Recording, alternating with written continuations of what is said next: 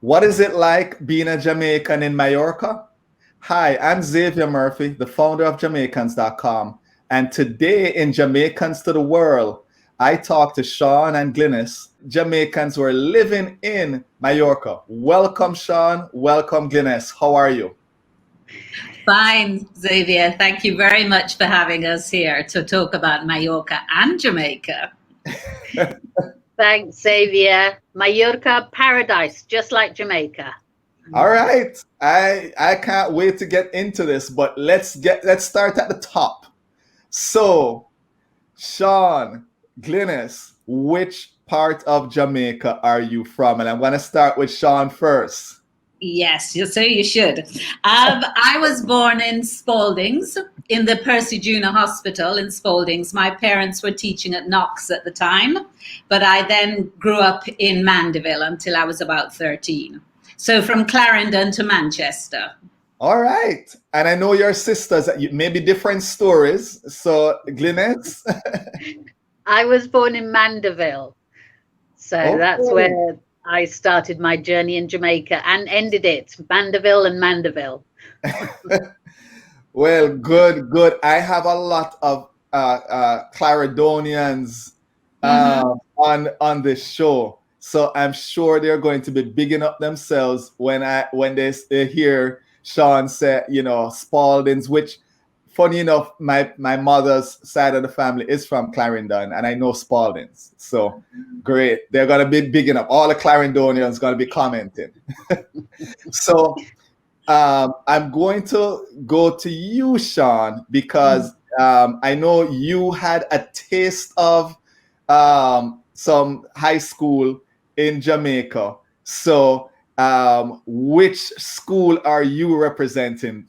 Well, the one and only, the best Manchester High School in Mandeville. My father was, in fact, head of the school at the time. So it was quite an interesting journey being a first former there when he was head. And my mother taught me Spanish. So I had them both in my face. Oh, wow. So folks, before, as I mentioned, they're sisters, and you had a first form experience. I'm sure you have told Glynis high school in Jamaica is like, because Glynis, you left a little before you could get in. But if you were going, would you have also gone to the same school? Well, funnily enough, I did go to the same school as my father because he was a headmaster in my school in Wales when we ended up living in Wales.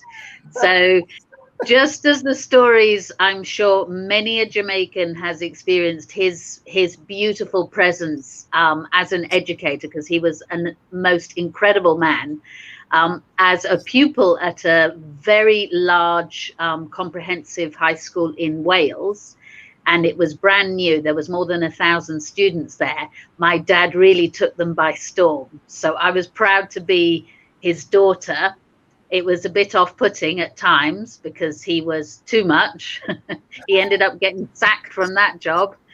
And I grew up thinking it was normal that people change jobs all the time. But they do. In today's world, they do. Yeah, this was growing up in the 60s and 70s, because my father, being a Welshman with Jamaica in his heart, actually did have a huge opinion. So okay, all right. So you guys had such a journey. You kind of talked a little bit about it there, Glynis, in terms of born in Jamaica, spent a childhood in Jamaica, but you all have a journey. Your journey to the Mallorca island. So I'm going to start with you, Glynis. Can you tell us, and maybe it's a different journey, Sean, but your journey there, how did you get to this island? And folks, it's just to clarify, it's an island, I don't want to say owned by Spain, but Spain is the kind of the They it's in the I'll let you all talk a little bit more about that. I won't dive into it, but your journey there. Well, I always say to people, I was born foreign and I'll probably die foreign. And I say that because whilst mum is Jamaican, my dad was Welsh. And so I was born in Jamaica, left before 5, went to England, went to Wales, grew up, left school, went to university. And luckily for me, I had the best summer of my life in 1992 working on a super yacht. I'm not cut out for working on super yachts. And so that summer season luckily came to an end. And I found myself coming to Mallorca just because I didn't want to continue working on boats. Because at that time, summer season was Mallorca, and then winter season was the Caribbean. And I'd already done the Caribbean. So I didn't want to cross over the Atlantic because I'd already done that in 1966. So I thought, well, I'll come to Mallorca. And I had pretty much the idea of Mallorca as Majorca, and from an English perspective, which is full of drunken English tourists. And I thought, oh, it wouldn't be very nice. But luckily, they're all located in one teeny weeny bit of the island. And then the rest of us who are adventurous have the rest of Mallorca to explore. So I never left. I've been here since 1992. Wow. And if I stay here, I will die foreign, as I say. Born foreign, die foreign. It's helped me in my life to be foreign. All right. And Sean, your journey. Well, I haven't been here that long because I came in 2017, coming straight from Saudi Arabia, where I'd been teaching in Jeddah. And where I'd been no, I didn't come from Saudi Arabia. What am I talking about? I was in Saudi Arabia. Then I moved to Ras Al Khaimah, which is in the Emirates. So I'd been teaching in Saudi Arabia, then spent 5 years in Ras Al Khaimah. And I went back to London. I didn't have, my husband and I didn't have a house or property in London. And so I was staying with my mother. And she suddenly announced that she was going to move to Mallorca. And so it was all a bit of a shock. And so ended up here mum buying a house. And I'm thinking, well, I come and stay with her in London. I think I prefer to go and stay with her in Mallorca. And so I came over 2017, bought a small apartment, not in the same village as my mother and sister, I hasten to add, 8 kilometers away and up a mountain. So that's perfect positioning. So that's how I arrived here. Nice. But Xavier, we have to sort of say, why did our mother come and live in Mallorca? Because of the best child. Oh, my gosh. But she dragged me along. Yeah, but that's only because you were carrying her suitcases. She didn't have the heart to tell you. Listen, the sister rivalry. I know. I have 3 girls. I know the sister rivalry. You think the men are competitive because I have brothers too.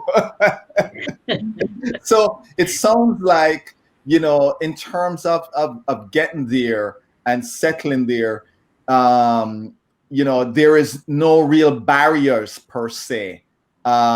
Is it because it sounds like you all have British passports, and obviously your Jamaican passport allows you back then to be, British, but is there any major barriers to coming and living in the island? And then I'm also going to touch on a little bit of where you're located, if it's used as a trans location, where the folks from other places, they land there and then they try to get into Europe. But we'll touch on that after. Sorry, is there a major barriers to how do they look at foreigners? Because you mentioned the term foreigner, think twice. So I would. The Spanish are very accommodating. The Spanish are a beautiful people. My experience in Mallorca has always been the most incredible experience. The small town where I live now is very welcoming. The Mallorca people are, because they're so in touch with nature, there's a simplicity about the style of living and the way of living. Sadly, tourism is what we have to contend with here, and Mallorca is trying very hard to be more sustainable in its touristic offer. But I would say that right when I first came here in the old days, we'd have to have a visit from the Guardia Civil, from the authorities, who'd come knocking on your door, and lots of papers, and you'd have to answer lots of questions, and they'd check where you lived. Because of the European Union, then things became very easy for British people to come and settle here. But we've had something that has got an X in the middle of it in the last few years, Brexit. So now it's all gone completely ridiculous. But luckily, both of us, I've been a permanent resident here for a long, long time, and Sian is a permanent resident here now. So that does make it a lot easier. But Brexit has completely changed that. I see. But Glynis, you also have the advantage that both your sons are actually Spanish and not British. Yeah. So they'd rather be Jamaican if there had to be anything else. And so yeah, they're happy not having anything to do with Britain apart from British parents. So well, you can't get them if they really want to be. You can go get them their Jamaican passport, and they will be happy campers, and probably they will walk around and say, hey, I'm just, so you can go. I'm putting a plug in here for your consulate office, wherever the closest consulate office is. So you touched a little bit on the people, and I'm going to go that route, and then we'll come back the other route in a little bit. But you touched on the people. What are the people there like? And Sian, I'm going to talk to you first on this. What your experience with the people on the island? What has it been like? Well, the funny thing is that, I have very strong memories of Jamaica, and I did go back a few times. The people, as Glynis said, are very welcoming. I find them extremely friendly. I've never had a problem. And they remind me in some ways of small village Jamaica. You'll be walking down the street and somebody, you won't walk past somebody without saying hello. Whereas in England, you could walk past everybody and not say hello. But here, you greet them. And even though they speak Mallorcan, I'm learning Castellano, Spanish. So we have this kind of incredible mix-up of language. And I throw in my English. But it doesn't matter, because if you're smiling, if you're happy, if you try, you are welcomed. And it reminds me so much of Jamaica. Sometimes when I drive around and I'm going up into the mountains, and I think, oh my God, this reminds me of when we used to go from Spalding's, down to Mandeville, down to Porus, or you turn left or right, depending on where you want to go. There's so many similarities. So I've come from one small island, and I think I'm ending up in another small island. But I love it. Glynis, you have been there a while, so your experience with the people, what has it been like? And you started to talk about some wonderful people. They are wonderful people. Like Sian says, you just don't go anywhere and not say hello. For example, if you walk into a bar or a restaurant and somebody's eating, you wish them a good meal. That's just so. And you walk into a shop and you say hello to the whole shop. It's very rude not to. And we had good training, because I used to think that my dad knew everybody, because he would say hello to everybody. And as a child, I'd be running alongside him and I'd say, who's that? And he'd say, I don't know. So when he used to come and visit Mallorca, he used to drive me crazy, because there's one neighbor I'd rather not talk to. And my dad would engage in conversation with everybody. And I'd like, Dad, don't talk to that one. And I remember if I said I was popping out and my dad was on holiday and he'd be here at home, and I'd say I'm just popping out, and then I'd show up about 45 minutes later, because it's hard to pop out. You bump into somebody in the street and you have to go through the whole house, the family, who was born, who died, Yes. who got married. Oops. You know, you can't walk into a corner shop and just think that you're going to pop in. Yeah, that sounds like when you're walking through the countryside in Jamaica, and you know you're there, and you know you're talking to everybody, you're catching up with everyone. It is discourteous if you don't speak to the locals. It really is. Especially, one thing Mallorca has managed to maintain is the jewel in the crown in the small towns and villages, where people know each other. They're not sleeping towns where people come and sleep and go to work. You know, we still have the luxury of knowing our neighbors, of communicating with our neighbors. Perhaps even in the capital, which is Palma, we still, you know, it's easy for me to go to Palma and bump into people I know. But it has lost a bit of that. The small towns and villages, if you don't say hello to somebody, that's only because there's some kind of fallout in the past that hasn't been resolved for the third generation still. You know, but everything else you have to say hello, or that is not good. Yeah. So Sean, you talked a little bit about this, and I understand, and I don't know what the situation is now, but I believe from what, you know, the background I looked at, there are two official languages, and then I know that was kind of changing, you know, and maybe you touch on it, but Catalan, which I know from the mainland, I've had friends, and I've done, you know, I've interviewed a few folks from the mainland.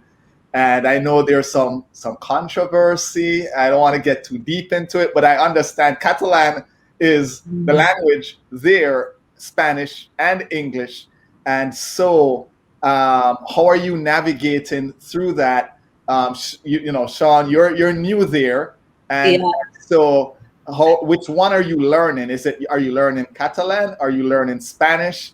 And and I am trying to learn Spanish, Castellano. And I say trying because, oh boy, I think I'm too old to be learning languages. But I've now got to the stage where I'm going to say whatever I'm going to say. And I think I made a mistake, Glynis, with one of the neighbors, opposite mums, when it's very hot here at the moment. And instead of saying, you know, I'm feeling hot, I said to him, "Phew, I'm really hot." And it was funny, you can imagine. So I realized I've got it all wrong. So, but you know what? I'm just going to have a go. I'm just going to say whatever. And I find that if I have the courtesies, and I will use it, especially with the older people, you know, bon dia instead of buenos dias. So bon dia, como nama, it's, you know, good morning, how are you? And they always then stop and engaged in this long conversation. And I'm like, oh my God. But as I say, just smile and nod. I do not know what I have agreed to. I have said, see. I was about to say that, see, and nod. So Glynis, are you, you know, you've been there quite a while. So do you speak both Spanish and Catalan? Yep. As my son would say, badly, but it gets me places that otherwise would remain closed. And the thing is, I would call it Mallorquin, but yes, you're right, it is part of the Catalan language. So stop for a minute there, because you touched on something there, and I don't want to get this wrong. It's a Catalan, sorry, that is spoken on Mallorca, the same Catalan that is spoken in Spain, in mainland Spain. Right. So Catalan is the official language of Catalonia, and a variation is spoken in Mallorca, which is called Mallorquin, and then in the other Balearic Islands, Menorca, it's Menorquin, and in Ibiza, it's Evicenco. So they're variations, and then in Valencia is Valenciano, but they all come from Catalan. So we will it's like Spanish in Spain and Spanish in Latin America. There'll be variations on the language. So I was very blessed to I did my degree in Spanish with no idea that I would ever eventually live in Spain. I just did it because we went to Barcelona, and it was the most magical. That was when I was with a ska band called Maroontown, who are still going strong after 30 years. That's our brother who started it with another friend. And I used to pretend to sing in the band. But we went to Barcelona, and that's how I discovered Spanish. And I wasn't aware of the two languages. And there was this fan, Jordi, who used to write me the most amazing love letters. And it took me a long time to realize he was actually writing in his language, which was Catalan. And I could never understand what he was going on about. So I just throw them in the bin, you know. But speaking Mallorquin has really opened up doors to me that I would encourage anybody, just learn the local language as well, because we are imposing our will on a people who comfortably get by daily, and then we show up and insist that they speak another language. Well, the locals they're bilingual, but the stronger language is Mallorquin, because if you live in a small town or village in Mallorca, that's all you're going to speak most of the time. You know, you can even listen to the radio and watch TV in your own language. All of the official documents will be in your own language. If you venture out of your small town or village, you'll speak Spanish. So who's got to make the effort here? If I'm living in their small town, I make the effort, and it has helped me so much. I walk into a government office, which can be the worst nightmare, because if they're not happy, anywhere in the world, if they're not happy, you're going to have to come back. But if you walk in and say in Mallorquin, you greet them and then you tell them why you're there. I have never been asked how come I speak Mallorquin, but I've had all of the stamps on the paper, and I can see in their face there's an appreciation. But they'll never say anything. They'll be like, okay, that one's passed. You don't have to come back. So it's a beautiful language as well. But yes, Mallorquin, yeah, and it's not a written language, Mallorquin. Catalan is a written language. Okay. So wow. And I think that that's such an important thing. I mean, we had a good grounding in that our father was Welsh, and he was schooled at a time when you do not speak Welsh in the school. You know, you would be put in a corner with a dunce's cap and things like that. So he was a passionate Welshman. Very, very passionate. And you know, the funny story, he did tell me once when he went to Jamaica. So he rocks up, there he is, up in Clarendon, in Spalding's, Knox College, and he goes off wandering and I don't know, ends up somewhere, you know, tiny little place, and he meets the people. He's chatting away. He hasn't a clue what is being said, because of course they're talking, you know, in a patois, absolutely. So he thought, I'm going to try Welsh. And he was invited to dinner, and it was this. So he was speaking Welsh, they were speaking patois, and just got along. So that's why he always said that, you know, he just loved Jamaica. He was a Welshman who was actually should have been born. He was a Welsh Jamaican. He should have been born a Jamaican in Jamaica, but well, you did that for him. So, you know, interesting that in terms of, you know, you just said, you know, speaking a language, kind of getting the culture helps.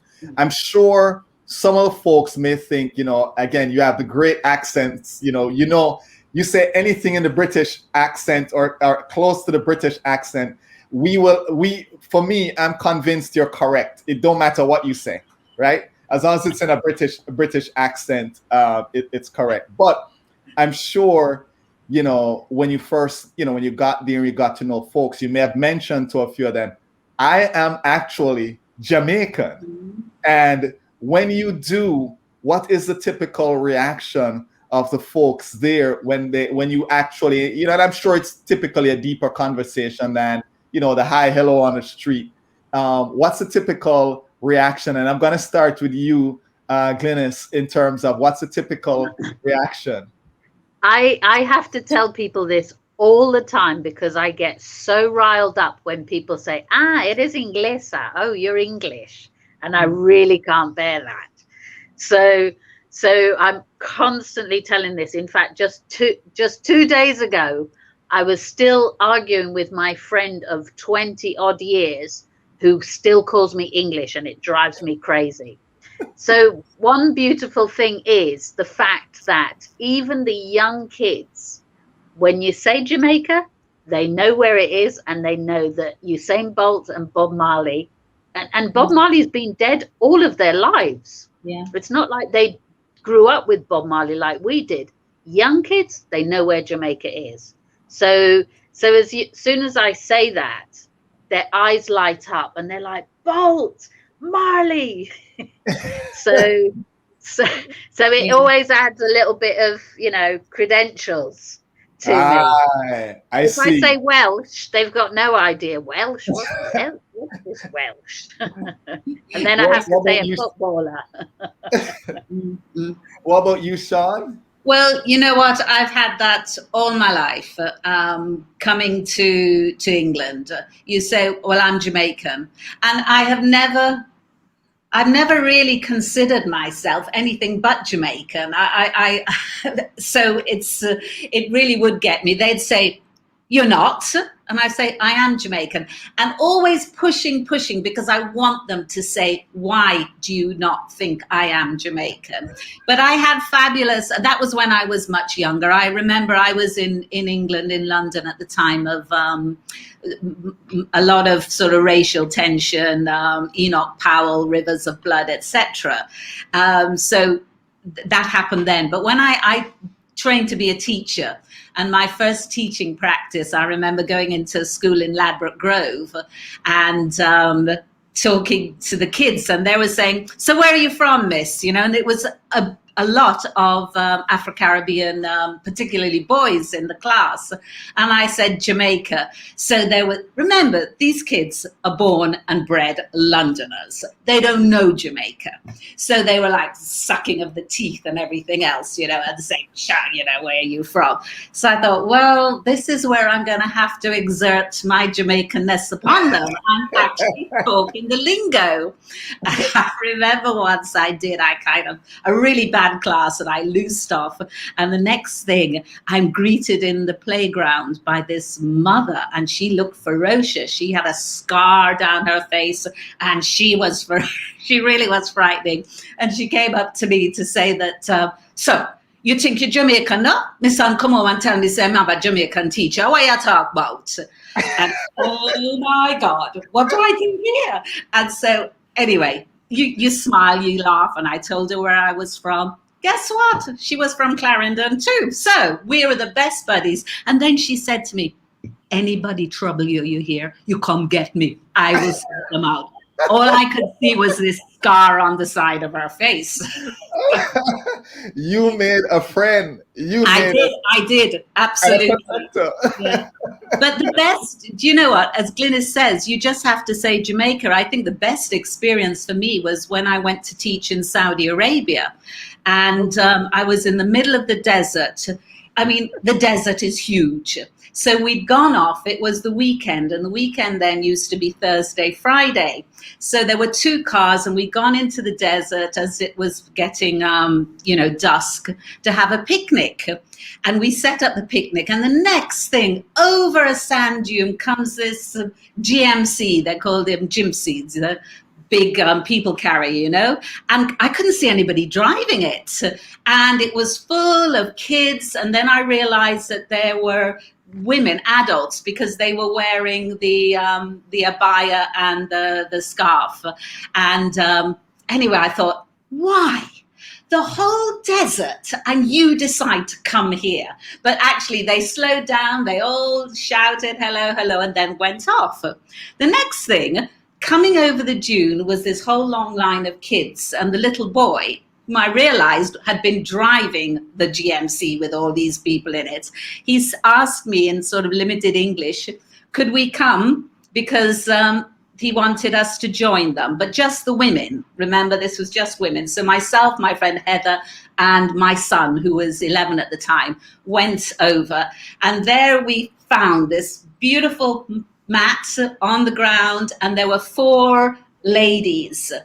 And they were saying, Americani, Americani. And I'm saying, no, Americani. Inglesi. And my friend Heather said, yes, she was English. And they tried their English. And they looked at me and they said, Inglesi. And like Glynis, I don't want to be known as English. So I said, no. And I thought, this'll fool them. I said, Jamaica. Jamaica, said these 4 women. And they just pulled back from me. And they said, Bob Marley. This was in 1996, okay? And they said, and I looked at them, and then they made us sit down, and they got these drums, and these women started to beat the drums, and 4 women sat and sang No Woman, No Cry. Wow. And then they told me their story. And I tell you what, I thought, well, you know, Jamaica, we have touched everywhere. Wow. And these women were the wives of an elderly gentleman. They were from the Sudan, and he was dying. The boy was 11, so he now became the head of the family. And they knew the poignancy, the meaning, the spirituality, the love, and the hope of those words of Bob. Wow. And it was unbelievable. An amazing story. Wow. Wow, the reach. Wow. I'm blown away. I know. So I'm going to switch up a little bit, and we're going to talk about food.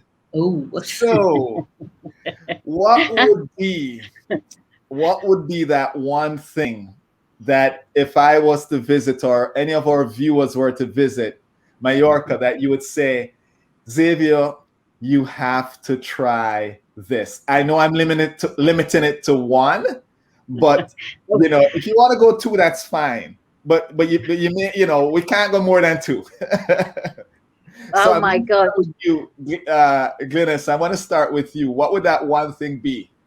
Well, the Mallorcans are just so beautifully simple. You'd have to try pan boli, and pan boli is just bread rubbed with the tomatoes, and then whatever you want on it, whether it's the ham or the cheese or the tuna or the whatever, but it's just the simplest meal of all time. So you'd have to have pan boli to know that you're having a true Mallorcan experience with sobrasada, the pig's blood, you know.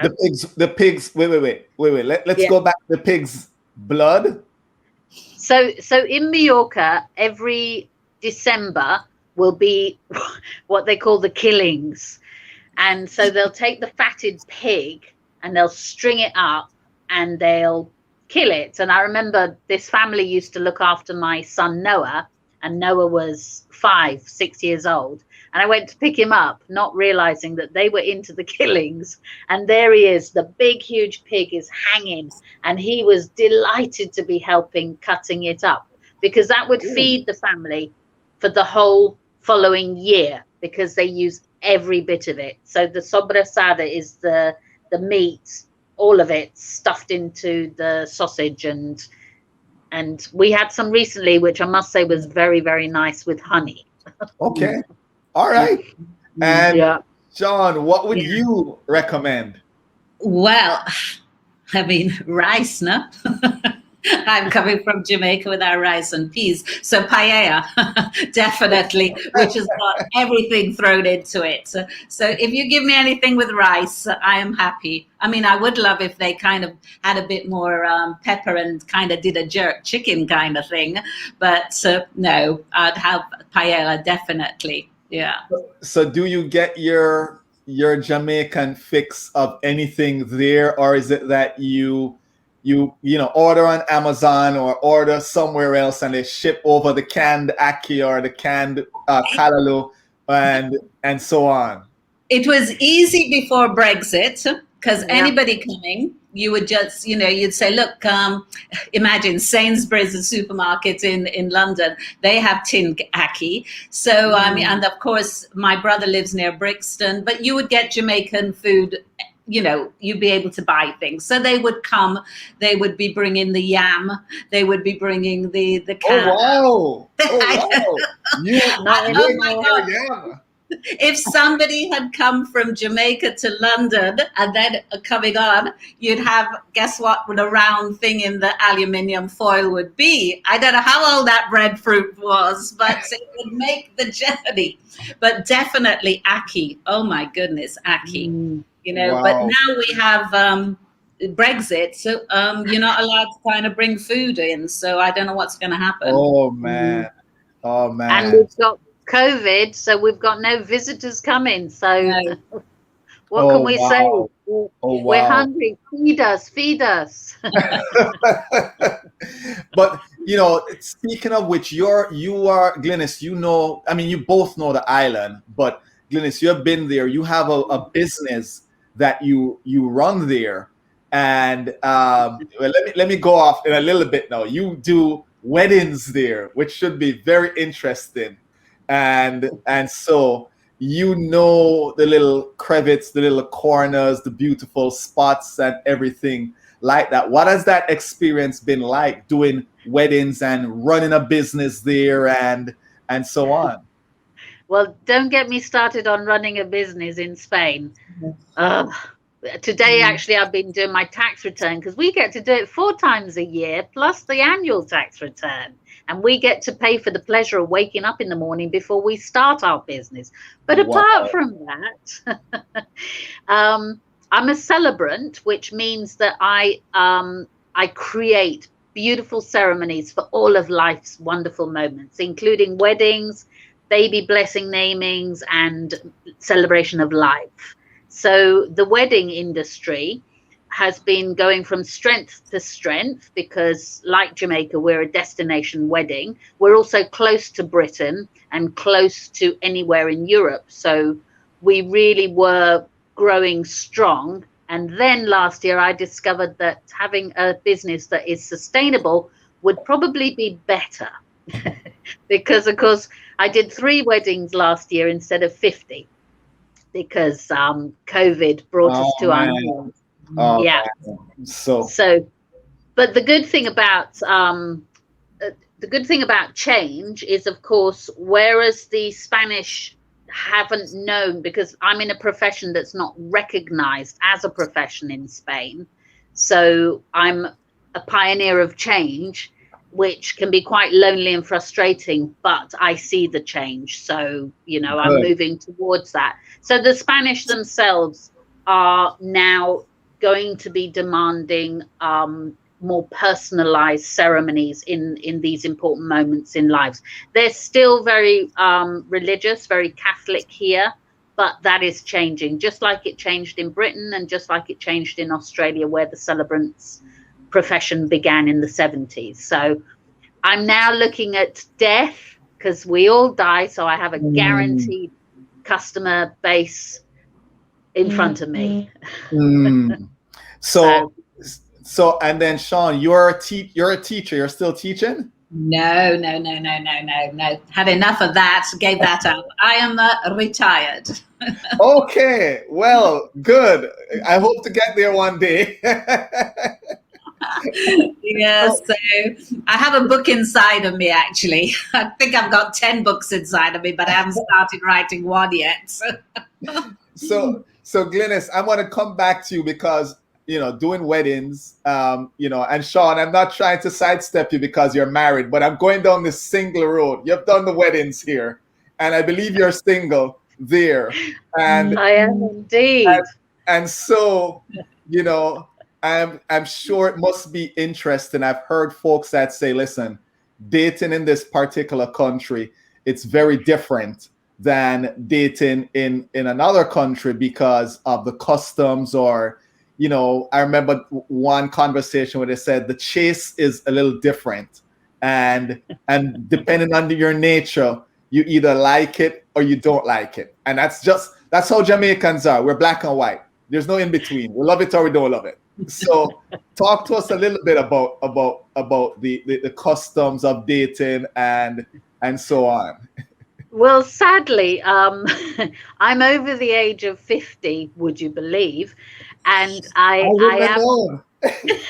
am divorced, and I get on really well with my ex. So I would be interested in providing ceremonies for divorcings of people.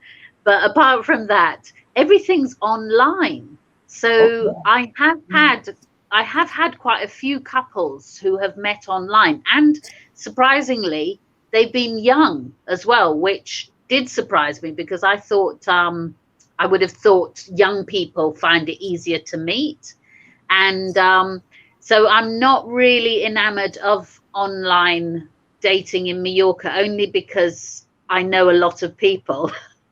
and my name there's not many Glynis Germans, so I'd have to use an alias and put a different photo up, and then be very, rigid in sort of finding out who I'm going to answer to, because I did try online dating once. It was plenty of fish, and what did they do? They hooked me up with my ex. It was single men you may be interested in, and there his face comes up, and I'm like, I'm not interested in him. So that kind of put me off. So I'm just holding out that my soulmate, once I've changed the world and done all that I need to do, which will be another 20 years maybe, I'm holding out that my soulmate will wait for me. All right. So, and in actual fact, if my soulmate wants to live in another part of the world, even better. So I'm gonna ask, you're retired, Sean. Glynis, you have traveled the island, I guess. Couple questions here. How large it is in terms of going across the island, and then if there was one thing that you would say, Xavier, viewers watching, if you were to come to Mallorca, this is the one thing I'd want you to do, or the one thing I'd want you to experience, because sometimes it's not about the viewing a thing, it's about maybe a festival, maybe it's a custom, maybe it's a time of the year where, and so the first question, one of you could answer for me: how quickly can I get around the island? I'll have you do it, Glynis, because you obviously probably have been around the island. How quick can you get around the island? I have to laugh, because somebody is flying in to see us on Saturday, and her daughter's picking her up and bringing her to us, and then she's going to make her daughter take her back for dinner and then bring her back again. So I'm like, oof. That's 20 minutes in the car each way. Because that, for me now, that's such a long distance. And it's funny how we adapt, because I used to, when I lived in London, I'd commute up to London, which would take me half the day. And so 20 minutes. So being Mallorcan now, we're like, hang on a minute, we just got to plan this, because going down southeast of the island, that's an hour. That's a long way. So we would never do the island in one day. Wow. No way. Wow. It's like, no, man, we're going to just do that area today. Tomorrow we're going to do that area. It might be a little bit closer, but we're not going to, we're too island based now. We don't do the whole thing. But I reckon walking, that'd be a great walk, because they've set up a route from the southwest all the way to the northeast, and there's refuges along the way, and we are a World Heritage in Mallorca. We have the Tramontana mountain range, which extends all over the southwest to the northeast. Is absolutely magical. So I would say to people, come to Mallorca, adapt. Don't bring us your nonsense, okay? Shops close at midday. Accept it. because what we're going to be doing is we're going to be eating. Okay. And So then, you know, it's just a siesta. everything takes time. And if you're going to come here and rush, which is when I see couples coming here for their destination wedding, I have to just be like, you know, calm down now. You're on holiday. Because it will take people a few days, won't it, Sian? That they'll get a few days of adapting, then they'll get into the rhythm, and then they'll think, why do we have to go? So take time. So I'm going to you, Sian. So I'll give Glynis some time to think about that one experience, one place, one thing.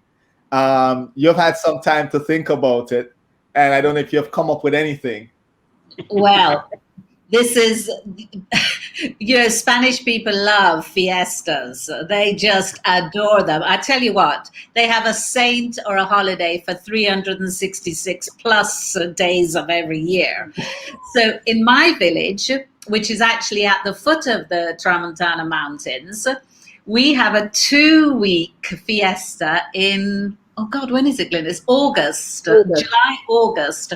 And we have these demones, and we have these drummers, and we have these fireworks. I tell you, it is just great. And we have floats, and the children are everywhere. And it's just brilliant. I mean, they do love a good party. You know, dancing in the square, music venues going on everywhere, children having fun, adults having fun, and it's just wonderful. I just love the fiestas. All right. And Glynis, what would you recommend in terms of the thing to see, do, or experience? Definitely those pesky demones. Basically, we're being brought up in Britain, because I'm younger than Sian. So Okay. we have this one day of the year in Britain, the 5th of November, when we celebrate fireworks. Now, I grew up seeing pictures of scarred children who hadn't used the fireworks properly. That was our propaganda to be careful. Well, there's none of that here. So if you come to Mallorca, make sure you get in the thick of things, because the demonis will be throwing Catherine wheels at your feet and all sorts of bangers, and you've got to cover your hair, wear your old clothes, and just run screaming through the streets, because it's great fun. But I have to say, the best festival of all in Mallorca is in September. In my town, we started with the floats, okay, because where I am is a wine producing region. So if anybody listening, Mallorcan wine like José El Ferrer, that's a very famous, well-known, world reputed wine here in Mallorca. So we have a wine festival. When I came to this town 20 years ago, it was a mere 4 days. It has expanded to 3 weeks. It's exhausting. My liver can't bear it. You know, I don't understand why they keep inviting us to AA meetings at the end of it. The best part of all, and this is what just fills my heart, is the last Friday. And the whole village is just crazy. The days before, the women have been cleaning, they've been sweeping in front of the houses, they've been washing the shutters and the windows, and man, it's looking good. We've been hanging our flags out. And then the last Friday, we spend the entire day cooking a stew, okay, which is called fideos, and it's noodles with mutton. And you have to spend the whole day cooking it because it's mutton and it needs to be cooked for the whole day. And then in the evening, we set up our tables outside our homes. We decorate. And the whole of Mallorca comes to eat in our village if they have an invitation. And my American friend, when she came for the first time, it looks different because, of course, if everybody's tables are outside in the street, then you're obviously going to have to park a long way away from the towns. So she was wandering and she got completely lost, and this old lady stopped her and said, "Where are you going?" And my friend thought, yeah, right, you're really gonna know who I'm looking for. And she said, well, I'm looking for my friend. Yeah, what's your friend called? And she's like, she's called Glynis. And she said, "Oh yes, come with me." And after 15,000 visitors to our town, this lady took her to my house, and my friend, when she got here, she was still in shock. Like, how did that happen? So that is one of the best festivals in Mallorca. But like Sian says, 366 plus days. Palma in January has live music in all of the plazas, all over the city in January for their San Sebastian. It is the most amazing festival as well. Right. There's so much classical music. There's that as well. Everything.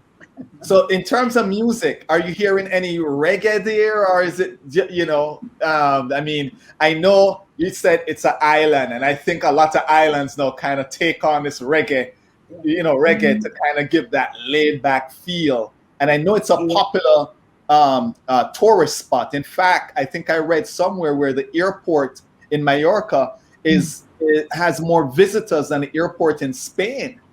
Yeah, sadly. So, but you're hearing reggae. Sorry. Oh, you talk about reggae. I mean, it's reggae, ska, the Spanish, particularly Glynis, Barcelona and around there, because as she was saying, our brother is in a band, Maroon Town, and they've played all over Catalonia, and Glynis sang with them. But funnily enough, I'd just gone in to get a newspaper from the young man who runs the little tobacco at the end of my road, and he was playing something, and I said, "Wow, this is fantastic." And we got talking, and of course I said I was from Jamaica, and he said, yeah. But we did get talking about music, and he used to play in reggae ska band with a bit of kind of Spanish fusion to it. So they're all into, I mean, reggae is that one unifying genre of music, isn't it? Everybody knows. Wow. So yes, you'll hear it everywhere. Wow. Yeah. There are some reggae bands on the island, but I just have to give a plug because my son is a musician and he plays gypsy jazz swing. So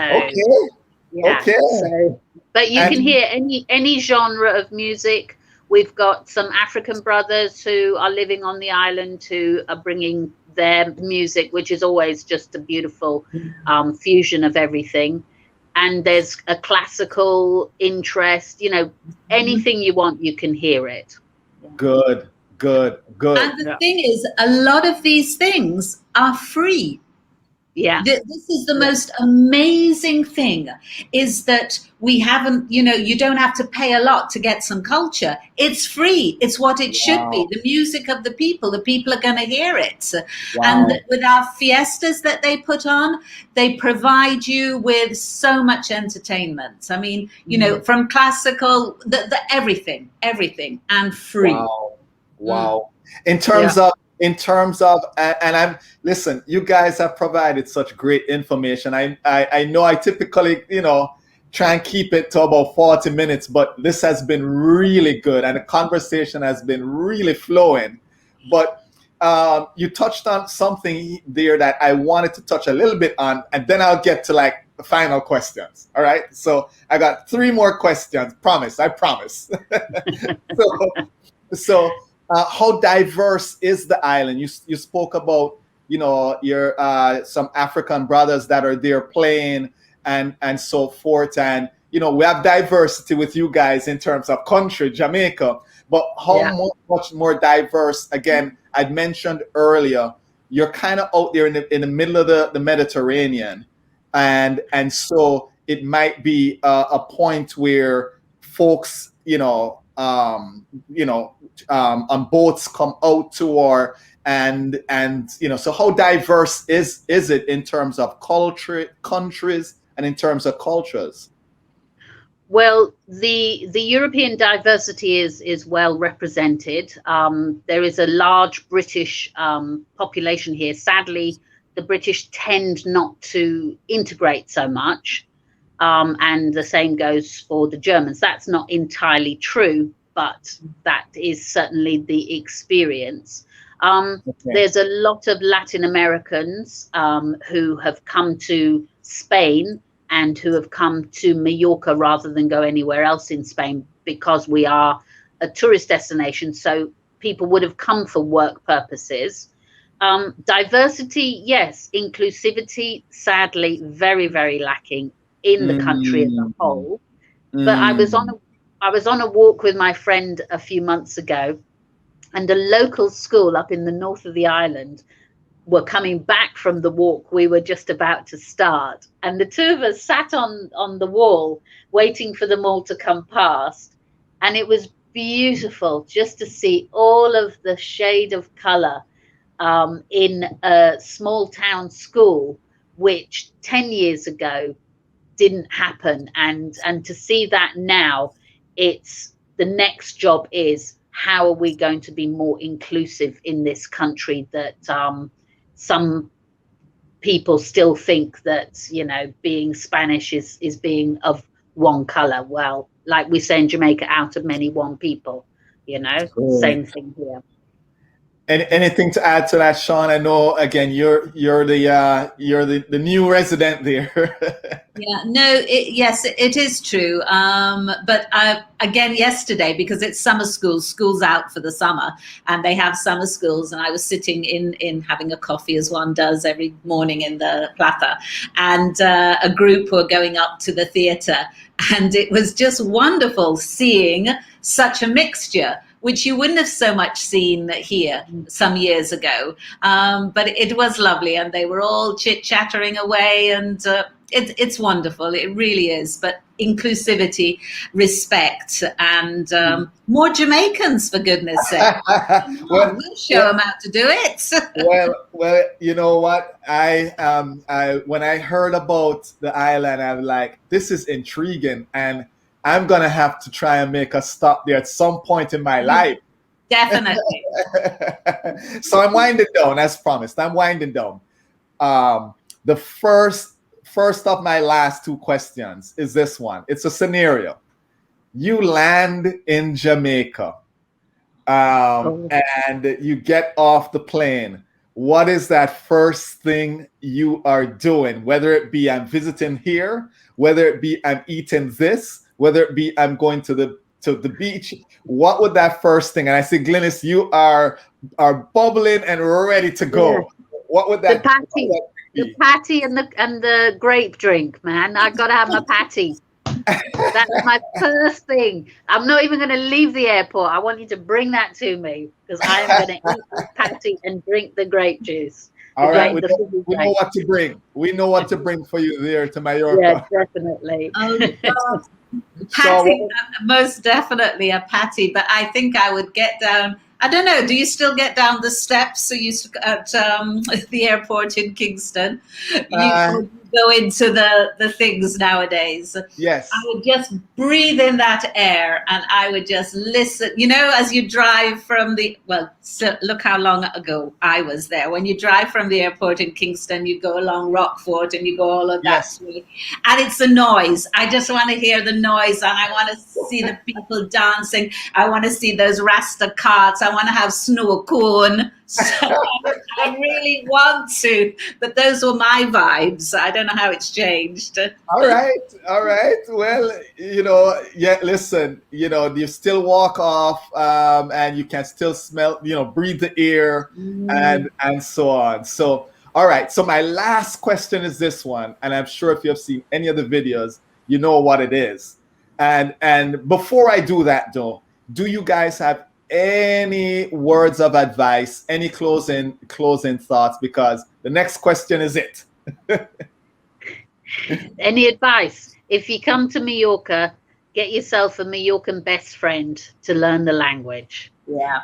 And don't hang out with any of your people until you've mastered the language. All right. And then once you've done that, you can have the best of both worlds, because you'll have the best of the Mallorcan world, and you can have all of your foreign friends, because Mallorca has become such a hub, an international hub, that you can meet people from everywhere. And it's a tiny island. Yes. But best friend first to get the best of Mallorca, and then you can hang out with the international buddies later. All right. Mm. Anything from you, Sean? I tend to agree with that, but I'm still not very proficient in either of the two spoken languages here. So I'll just continue my Jamaican vibe and smile and say, "Oh, well, go on." All right. Well, this leads me to my last question, which is, you guys are going to have to teach me how to say in Mallorcan the most unofficial way to say goodbye. Adeu. Adeo. And Yeah. what does that, and is it literally bye-bye, or is it like catch you later or something like that? It's bye. Well, you could say, if you wanted to say catch you later, you could say finzara, which is Finzada. until later. Finzara. All Yeah. right. So ladies, And yeah. Adios, hasta mañana, or hasta whenever. all right. Well, ladies, I appreciate you spending the time.